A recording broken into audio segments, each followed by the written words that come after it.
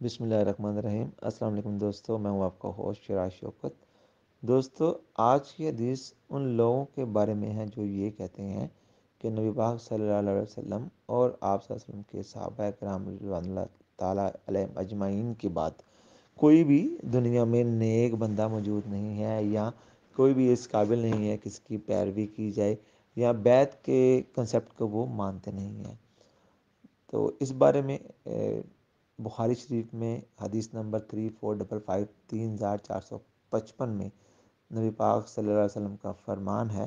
آپ فرماتے ہیں کہ بنی اسرائیل کے انبیاء ان کی سیاسی رہنمائی بھی کیا کرتے تھے۔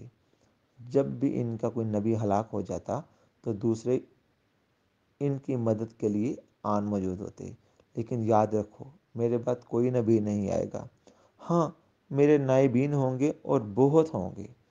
صحابہ کرام رضی اللہ تعالیٰ عنہ نے عرض کیا کہ ان کے متعلق آپ ہمیں کیا حکم فرماتے ہیں؟ آپ صلی اللہ علیہ وسلم نے فرمایا کہ سب سے پہلے جس کی بیعت کر لو، بس اسی کی وفاداری پر قائم رہو، اور آپ کا جو حق ہے اس کی ادائیگی میں کوتاہی نہ کرو، کیونکہ اللہ تعالیٰ ان سے قیامت کے دن ان کی رعایا کے بارے میں سوال کرے گا۔ جزاک اللہ۔